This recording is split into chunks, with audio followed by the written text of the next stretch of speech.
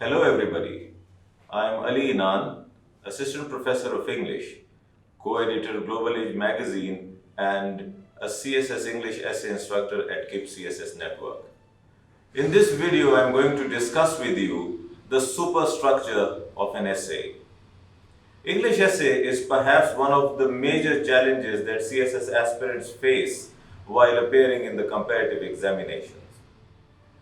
English essay is not as difficult as it has been considered.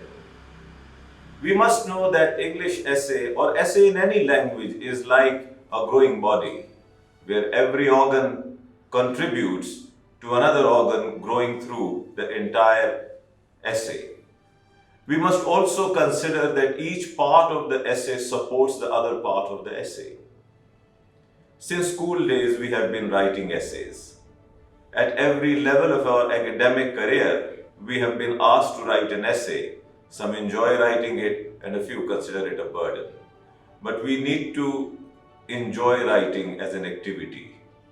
While we are practicing for English essay or we are writing anything, we must develop a habit of enjoying writing as an activity.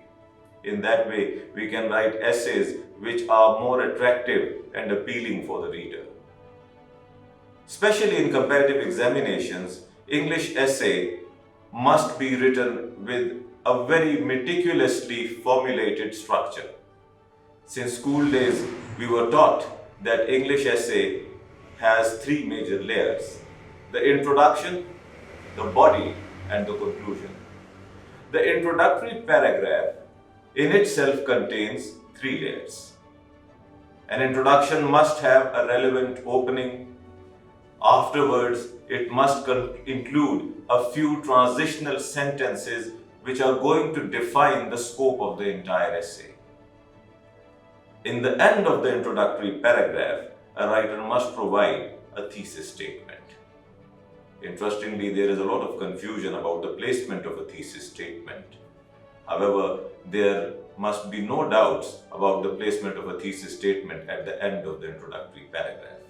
A thesis statement is one of the most important statements that we make in the entire essay.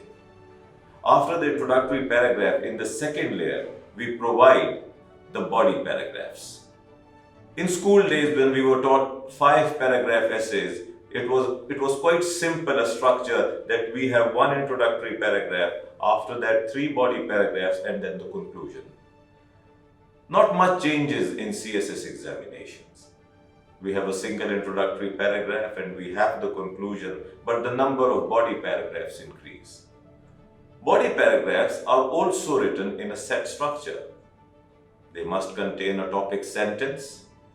Then we must provide the supporting details, and afterwards there is a concluding statement.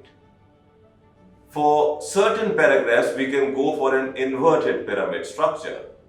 In the inverted pyramid structure, we have a transition in the beginning, then we have the supporting details, and after that we provide the topic sentence. So we have 2 structures for the body paragraph: the pyramid structure and the inverted pyramid structure. So in both the cases, we need to keep this in mind that a single paragraph will have one single major idea. A single major idea would differentiate one paragraph from another. Because paragraph construction also depends upon the division of the paragraphs. How are we going to structure the paragraphs would also depend on what are we going to introduce as the major idea of the paragraph in the topic sentence. So topic sentence must be written judiciously and the supporting details must be crafted meticulously. The third layer of the essay is the conclusion. One way to write a conclusion is to provide a 3-layered conclusion. We begin the concluding paragraph with a summary statement. After that, we have the summation, and then we provide a final remark, which is also known as the clincher. The summary statement is a reiteration of the idea in the thesis statement. We must differentiate between restating and reiterating. We are not going to repeat the same thesis statement which was there in the introductory paragraph. but we'll reiterate the idea of the thesis statement at the beginning of the concluding paragraph. However, we can also go for a four-layered conclusion. While providing a summary statement at the summation, a writer may end the paragraph there and write another paragraph to provide a way forward. The way forward can include suggestions, recommendations, remedies, and after that we may provide a final remark.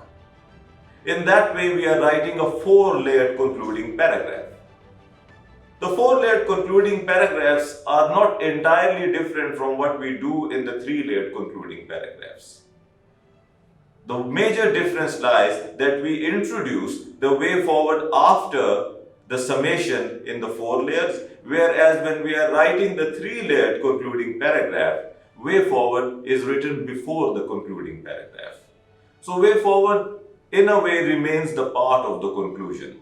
But in certain essays where the topic demands solutions or the way forward or the solutions are discussed in the body paragraphs, and then it is better to write a three-layered concluding paragraph where the summation would reiterate the entire essence of the discussion. So, considering the introduction and concluding paragraphs in relation to each other, we may consider them as mirror images of each other.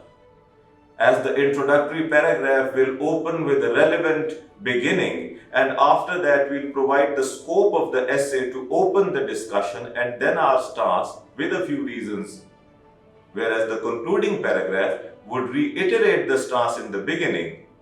Then we'll sum up the entire discussion as the essence of the discussion is provided there, and afterwards we'll provide a relevant final remark. The introductory paragraph and the concluding paragraphs are significant because every examiner or any reader is going to establish an opinion about the essay by reading these two paragraphs.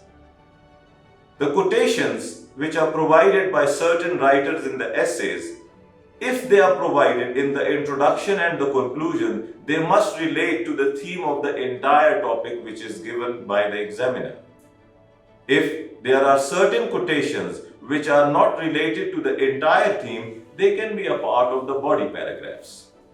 Let us take an example of a topic to apply it to the superstructure of the essay. For instance, we have a topic, single national curriculum, prospects and challenges.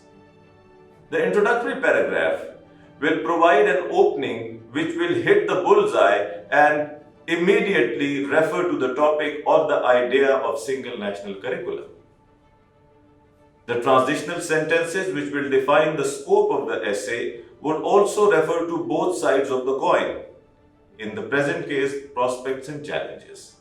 And in the end of the introductory paragraph, the writer will provide the thesis statement and the stance about the topic. The body paragraphs are the major chunk of your essay. Certain candidates find it extremely difficult to provide different layers to their topic, while remaining coherent and more topic-oriented while writing the body paragraphs. So it is not that much difficult to create several layers. Considering the topic, single national curriculum, prospects and challenges, any writer can provide multiple layers. For instance, the first major layer would be the layer of prospects. Then we can have sub-layers, political prospects, administrative prospects, academic prospects, technological prospects, and we may have social prospects. The second major layer in the body paragraphs would be of challenges. Then we can apply some more sub-layers, academic challenges, technological challenges, political challenges, administrative challenges, economic challenges. We can easily construct 10 to 15 paragraphs by creating such types of layers. And then we can move towards the way forward and conclude the entire essay.